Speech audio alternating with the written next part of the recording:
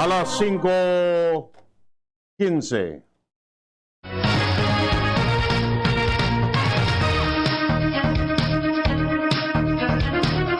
Maray na hapon mga tugang uya po ang mga baratang unyan para sa agadigdi sa Radyo DCGB.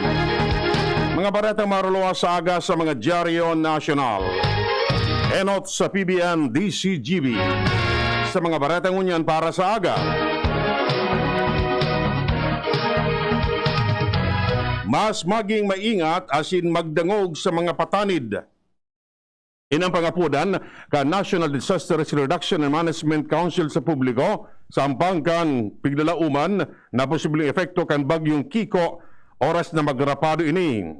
Sigun sa NDRRMC, dapat magsunod ang publiko sa mga aviso kan sendang local government unit may kinaraman sa mga preparasyon sa pag-evakuar.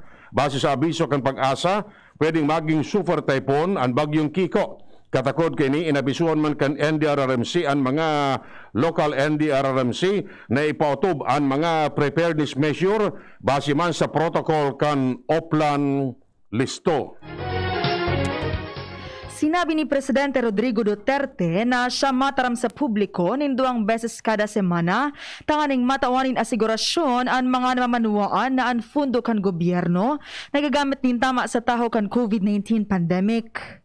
Siyang sinabi na ipapasabot niya sa publiko kung napapasain ang kwarta kan gobyerno. Idinagdag pa man ni Duterte na may mga pangangaipon na kada bes pasabuton ang mga namamanuaan sa taho kan investigasyon kan Senate Blue Ribbon Committee sa 8 bilyones pesos na kantidad nin COVID-19 na pandemic supplies na binakal dahilan na may mga senador na minatuyaw sa pandemic response kan gobyerno na mumulitika man sana. Dagdag na baratalig yan sa luwa si Luwens Barcena. Luwens Kamen. Naging matayumpok ang pinag-ibong inaugurasyon pan ang Bicol Party List may kinaraman sa pag-igibo kainin solar powered na water system level 2 sa Pantay-Tay na barangay sa sur na parte ng Legazpi. Ini pagkatapos na manotarang ng DCGB News na mismong pinanginutan ni Garpin ang napagkondusyon ng inaugurasyon sa sentro kan Kagbakong sa Kagbakong Legazpi City asin sa barangay Bariis kan syudad ng Legazpi asin pagkakahapon sa barangay Estanza kan syudad kan Legazpi. Ang mga kapitanes di barangay aron sa Kagbakong asin sa Estanza nagpapasaramat pati ang konseos di barangay na magsabi na ang mga nangangaipo o kung kaya ang mga residentes na nangangaipuan ng tubig mas mapapapasil na dahil sa magagamit nila ang water system na ini na pakusanan sa pangangaipo sa oral daw kundi paging sa mga inumon man kan mga ini.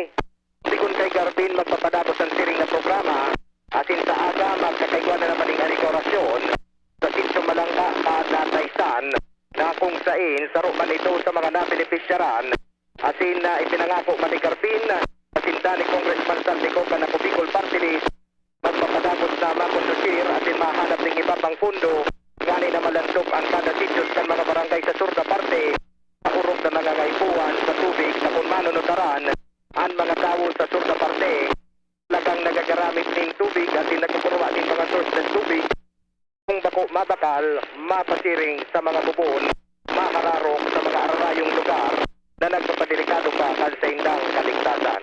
Abangan ang iba pang may istorya may kinaraman dyan. Ako po, si Luwens Barcena. Miaras tanto si Hans Galero may dagdagman na istorya. Hans Kamen. Inayaon na sa mga bulod o kaya harayong barangay na sa syudad ng Legazpi dahil na masunod sa magkakanigong minimum health standards.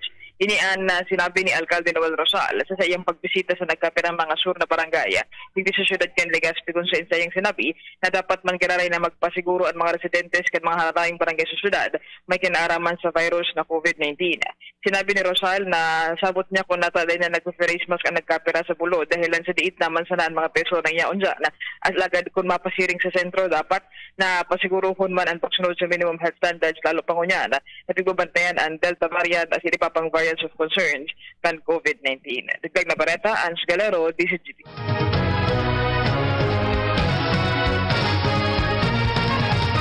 Ipinag-ogtabang una ka National Disaster Risk Reduction and Management Council ang itinalaan na simultaneous nationwide earthquake drill ngunyan na aldaw. Inan sinabi ni NDRRMC spokesman Mark Timbal para tutukan una ang epekto kan bagyong Julina asin Kiko. Sinabi ni Timbal na malabog na mangyari ang online earthquake drill dahil dakol na lugar sa anbagsak ang signal nin komunikasyon darakan bagyo.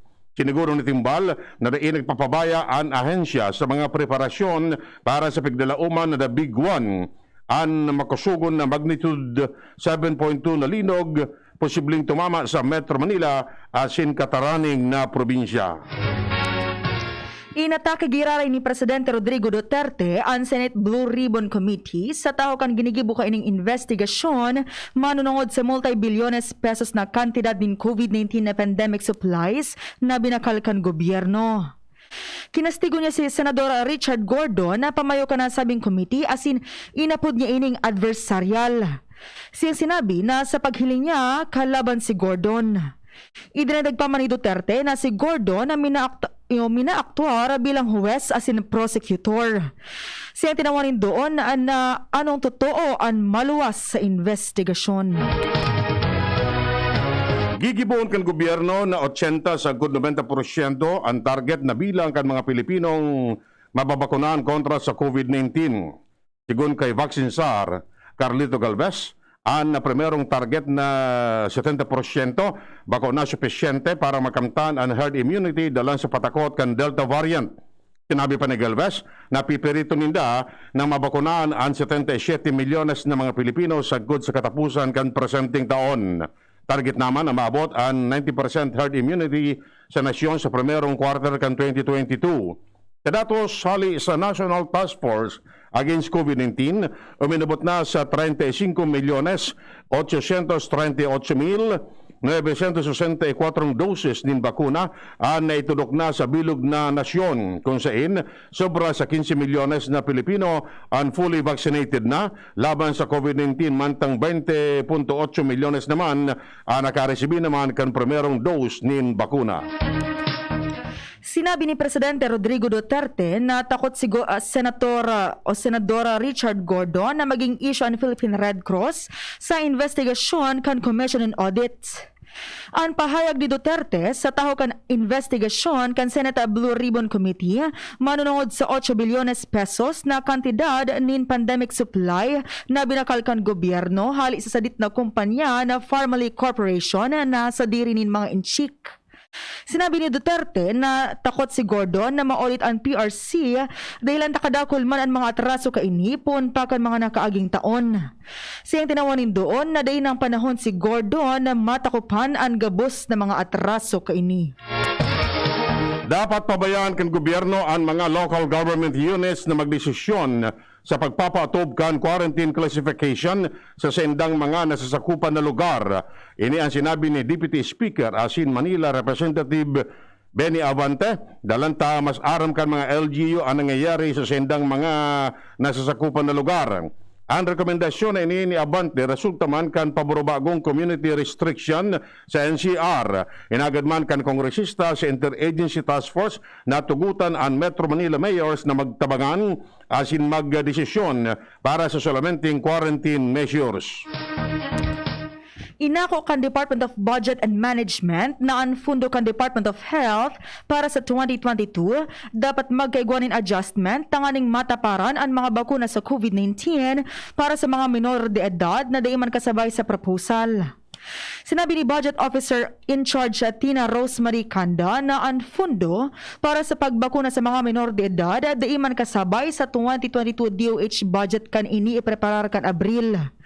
Siyang sinabi na di man in diskusyon kan mga panahon na ito manunungod sa Delta variant kaiban pagbakuna sa mga minor de edad o ana 18 anyos pa ibaba kun kaya ini ang rason na base sa naisumitir kan DOH igwasan nin probisyon na para sa booster shots. Bara nga ang opinyon ka nagkaparang sa radit na negosyante sa Makati City sa isyu kan paborobagong quarantine restriction kan gobyerno. Sigun sa tagsadiri kan karinderya sa Buendia Avenue, Makati City, ako ninda ang ano man na lakdang na ipapautob kan gobyerno sa pagkontrol sa nakakaulakit na helang. Sigud man sa sarong operator ng tricycle sa Hillpuyat Avenue, Makati, dahil siyang nailing na sala sa paborobagong quarantine restriction kan gobyerno.